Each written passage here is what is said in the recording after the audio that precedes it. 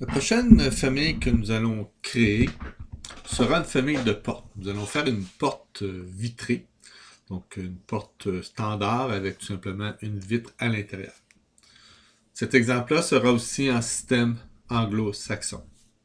Donc, pour créer une nouvelle famille, vous cliquez à partir de la page d'accueil, dans la section famille, vous cliquez nouveau. Et nous allons demeurer dans le dossier English E par défaut. Encore là, si vous vouliez faire une famille métrique par exemple, ben vous remonteriez d'un niveau pour aller dans French. Et là, vous pourriez choisir le gabarit en système métrique. Donc, je vais revenir ici en montant d'un niveau pour retourner dans le English E qui sont le système anglo-saxon. Et je vais prendre un gabarit qui s'appelle door ou porte en français. Donc, ce gabarit-là de famille va déjà inclure plusieurs paramètres qui sont nécessaires pour la création d'une porte. Donc, vous allez remarquer que vous avez déjà un mur d'intégré. Vous avez aussi une ouverture ici qui est déjà pratiquée dans le mur. Vous avez aussi des cadres déjà placés à l'extérieur. Par contre, vous n'avez pas la porte proprement dite. On doit la dessiner nous-mêmes. Vous avez aussi quelques paramètres, donc entre autres, ici vous voyez la projection du cadre, frame projection, donc dans le fond c'est la distance ici qui sort du mur, on pourrait dire. Vous avez aussi le côté extérieur et intérieur qui est bien identifié. Si vous allez sur la vue d'élévation, disons intérieur, encore là, vous allez voir premièrement la largeur et la hauteur. Donc, vous avez déjà des paramètres d'intégrer pour ça. Vous allez avoir votre cadre qui est ici. Donc, si je clique le cadre ici, vous avez déjà une extrusion de prévu. Vous avez ici ce qu'on appelle des lignes d'élévation, donc qui apparaissent seulement dans l'élévation. C'est ce qu'on appelle des lignes symboliques ici, qui représentent, lorsque vous êtes en vue d'élévation, le sens d'ouverture de votre porte. Donc, à ce moment-là, ici, vous allez maintenant sur la vue en plan. On va revenir sur la vue en plan ici. Et si vous regardez dans les types de famille, vous allez voir qu'il y a plusieurs paramètres déjà intégrés. Entre autres, la fonction, est-ce que c'est une porte imprévue pour l'intérieur ou l'extérieur. Les paramètres de hauteur, largeur et d'épaisseur. Vous avez aussi largeur brute et hauteur brute qui n'est pas utilisé dans ce cas-ci. C'est que si vous vouliez avoir, par exemple, l'information de l'ouverture réelle, excluant à ce moment-là le cadre, parce qu'ici, la hauteur et la largeur, c'est l'ouverture intérieure. Donc, si vous voulez tenir compte de l'épaisseur du cadre, vous pourriez rajouter une formule ici qui calculerait, par exemple, la largeur plus les épaisseurs de cadre. Et vous allez un peu plus bas ici, vous allez retrouver justement la largeur du cadre qui est indiquée ici et la projection, donc l'épaisseur du cadre du côté soit extérieur ou du côté intérieur. Donc, il y a déjà plein de paramètres de fait ici prêts à être utilisés. Donc ici, nous allons dessiner maintenant la porte. Je vais avoir besoin d'un autre plan de référence pour définir l'épaisseur de ma porte. Donc, je vais aller dans l'onglet Créer, plan de référence. Donc, je vais partir un plan de référence à peu près ici. Et je vais l'amener de l'autre côté. Je vais le nommer ici épaisseur.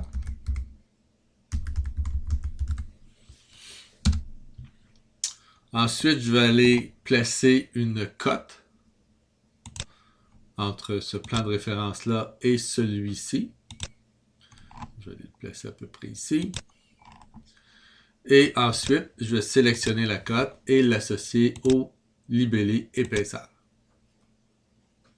Ensuite, je peux cliquer ici et mettre une épaisseur par défaut de 1 pouce et une demi.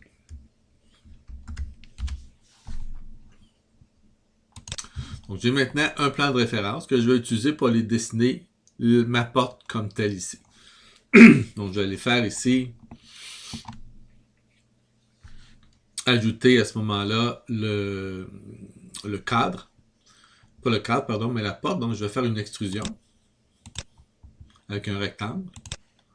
Donc, ici, je vais faire un rectangle qui va tenir compte de l'épaisseur. Et comme d'habitude, on verrouille chacun des côtés. Et je clique le crochet vert. Par défaut, j'ai une extrusion d'un pied, c'est correct pour le moment. Donc, j'ai ma porte de dessinée. Je vais aller dans l'élévation, disons, extérieure. Vous voyez ici votre élévation extérieure. Et vous voyez que votre extrusion n'a seulement qu'un pied. Donc, je vais la prendre ici et l'amener jusqu'au plan de référence de haut ici. Et vous allez verrouiller. Comme ça, notre extrusion va suivre naturellement la largeur et la hauteur définie dans les paramètres de notre porte. Maintenant, je vais revenir sur la vue en plan. Normalement, ici, le rectangle, lorsqu'on est sur la vue en plan, c'est pas de cette façon-là qu'on représente une porte normalement. Normalement, cette partie-là est invisible.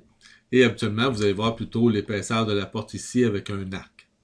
Donc, dans un premier temps, je veux rendre invisible cette partie-là lorsque je suis sur une vue en plan. Donc, je sélectionne. Et dans les propriétés, vous allez retrouver ici, dans la section graphisme, remplacement visibilité. Et là, ici, c'est toujours affiché en vue 3D. Par contre, au niveau des vues en plan, si je ne veux pas les voir, je peux enlever le crochet ici. Dans le même cas, lorsque c'est en coupe, donc je vais l'enlever aussi. Et je vais faire OK.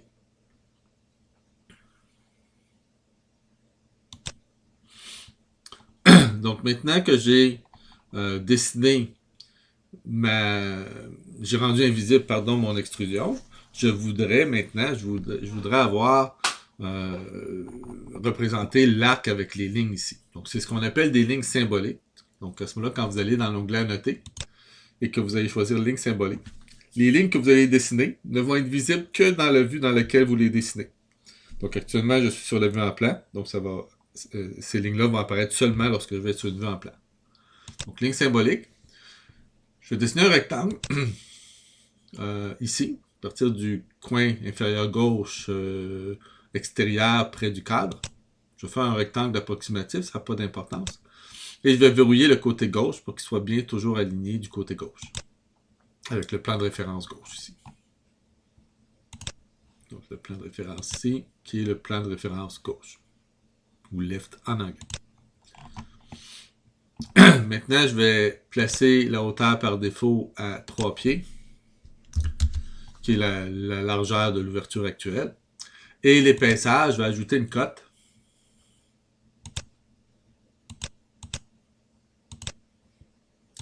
Et je vais associer cette cote-là au paramètre épaisseur, qui va correspondre à l'épaisseur de ma porte. Et je vais aller dessiner l'arc. Donc je retourne à Annoter, ligne symbolique. Je choisis ici, par exemple, arc, début, fin, rayon. Donc arc, c'est le début va être ici, la fin va être ici, et faites attention de faire un arc de 3 pieds ici.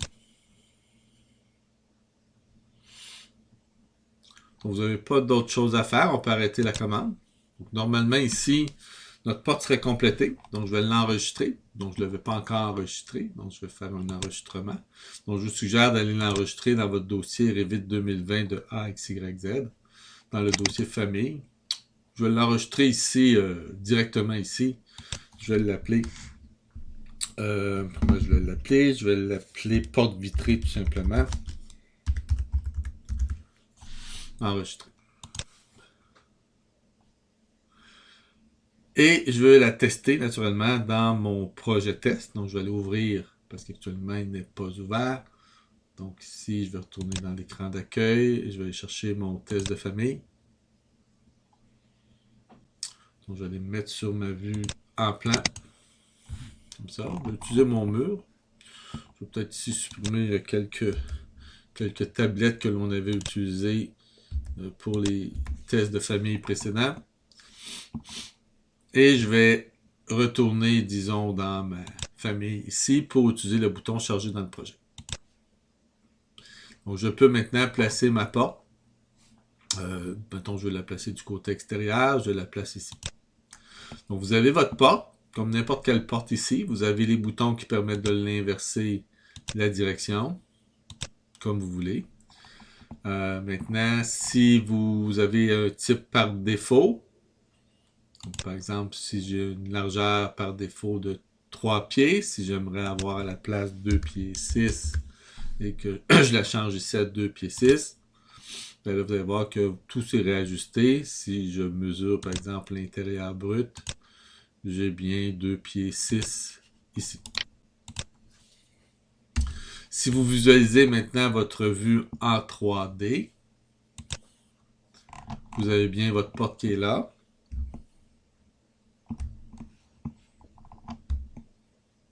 Qui est ici. Et si je le fais en vue d'élévation, disons l'élévation nord dans ce cas-ci, vous voyez bien votre porte ici, bien affichée.